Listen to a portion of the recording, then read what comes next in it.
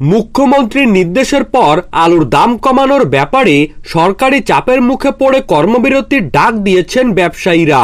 ফলে মঙ্গলবার সকাল থেকেই দক্ষিণবঙ্গের একাধিক জেলায় চড়া দামে আলু বিক্রি হচ্ছে। ব্যবসায়ীদের ধর্মঘটের কারণে বাজারে আলুর আকাল। চন্দ্রমুখী আলু প্রায় মিলছে না বললেই চলে। কোথাও কোথাও জ্যোতি আলু পাওয়া যাচ্ছে, তবে তা কিন্তু চড়া দামে কিনতে হচ্ছে ক্রেতাদের। দাম দিয়েও ভালো আলু পাচ্ছেন না অনেকেই। ধর্মঘটের কারণে আলু নিয়ে সমস্যায় পড়েছেন আমজনতা। আলুর বাজারে ধর্মঘট হওয়ায় মাথায় হাত মধ্যবিত্তদের।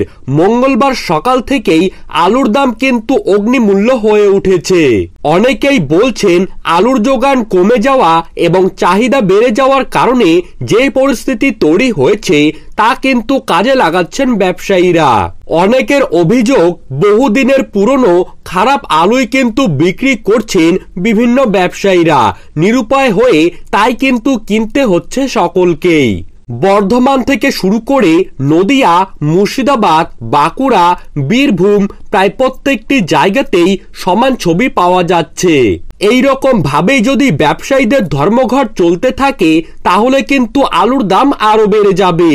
অপরদিকে ব্যবসায়ীদের অভিযোগ বাজারে যোগান বাড়িয়ে আলুর দাম কমাতে গিয়ে কোনো রকম লিখিত নির্দেশিকা ছাড়াই আলু বোঝাই ট্রাক কিন্তু রাজ্যের বিভিন্ন সীমান্তে আটকে রাখা হচ্ছে।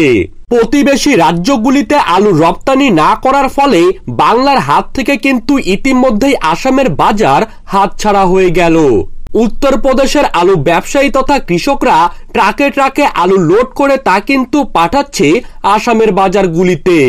এর ফলে অন্যান্য রাজ্যের ব্যবসায়ীরা প্রচুর পরিমাণে লাভবান হচ্ছেন এবং বাংলার ব্যবসায়ীদেরকে প্রচুর লসের সম্মুখীন করতে হচ্ছে। তারা জানিয়েছেন সরকার যদি তাদের দাবি না মানে তাহলে কিন্তু এইরকম ভাবেই কর্মবিরতি চলতে থাকবে। বর্ধমান স্টেশন বাজারের খুচরো আলু ব্যবসায়ী রমেশ যাদব বলেন, কি করব, আড়তে আলু নেই। মহাজন বলেছেন হিমঘর থেকে আলু আসছে না, তাই বাজারে আলুর যোগান কমে যাচ্ছে। কলকাতার বাজারের অবস্থা বেশ খারাপ। গোড়া বাজারে টাস্কফোর্সের আধিকারিকেরা অভিযান চালিয়েছেন। আলু ব্যবসায়ীদের দাবি তাদেরকে 30 টাকা প্রতি কেজি দাম বেঁধে দেওয়া হয়েছে, কিন্তু অভিযোগ পাইকারি বাজার থেকে তারা আলু কিনেছেন 31 টাকা দরে। ফলে 30 টাকায় আলু বিক্রি করা সম্ভব হচ্ছে না। দাম রাখা হয়েছে 35 টাকায়। এইসব কারণকে ভিত্তি করে অনেক ব্যবসায়ীরাই আলু বিক্রি বন্ধ রেখেছেন। প্রগতিশীল আলু ব্যবসায়ী সমিতির ধর্মঘটের জেরে উত্তরবঙ্গ থেকে শুরু করে দক্ষিণবঙ্গের প্রত্যেকটি আলুর বাজার থমকে দাঁড়িয়েছে।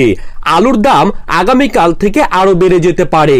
যদি সরকার ব্যবসায়ীদের দাবি দামা মেনে না নেয় তাহলে কিন্তু ভয়ঙ্কর রূপে আলুর দাম বেড়ে যাওয়ার প্রবল সম্ভাবনা রয়েছে।